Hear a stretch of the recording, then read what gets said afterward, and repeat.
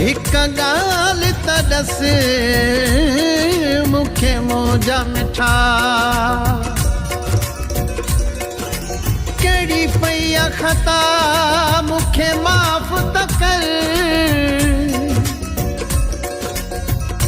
ही सलमान शेख थो तोले रोए मुझे लुढ़कन जो इंसाफ त कर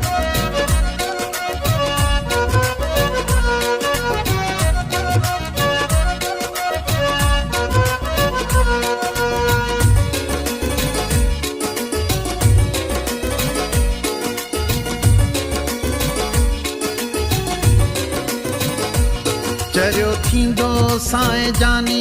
एॾियूं जुदायूं न करे चरियो थींदो साईं मिठा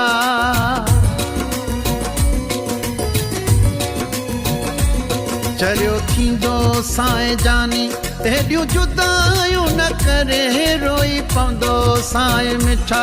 एॾियूं जुदायूं न कर मुंहिंजूं वफ़ाऊं थियूं रोवल बेवफ़ायूं न करे बेवफ़ायूं न कर मुंहिंजूं वफ़ाऊं थियूं रोवल बेवफ़ायूं न करे बेवफ़ायूं न कर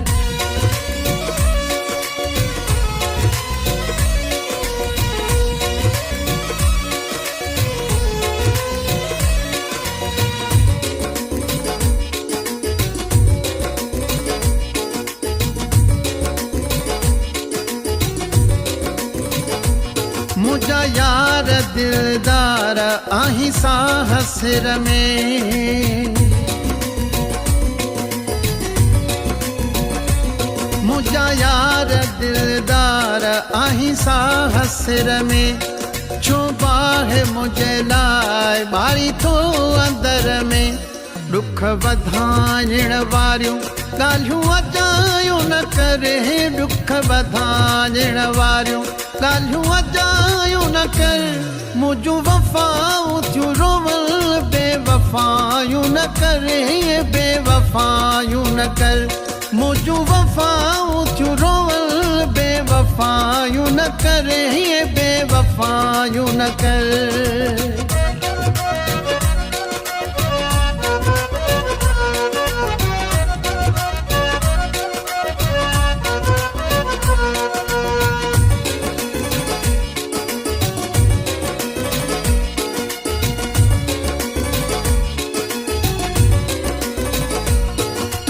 प्यार जे लाइ परेशान आहियां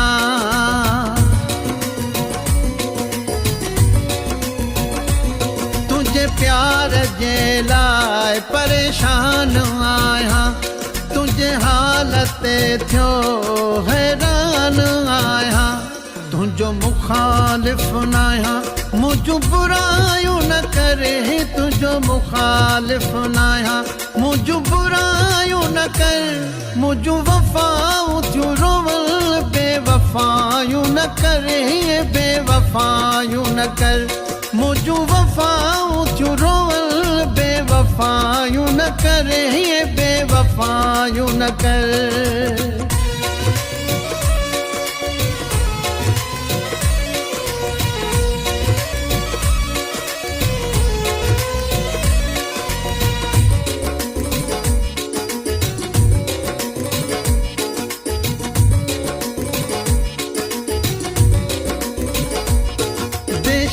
नज़ीर खां कहिड़ी कस लगी थी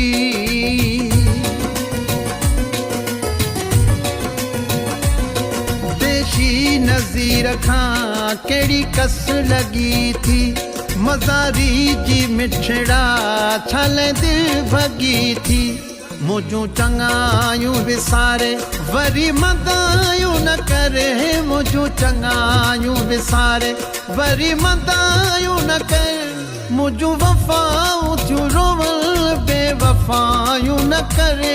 बेवफ़ायूं न कर मुंहिंजूं वफ़ाऊं थियूं रोवल बेवफ़ायूं न करे बेवफ़ायूं न कर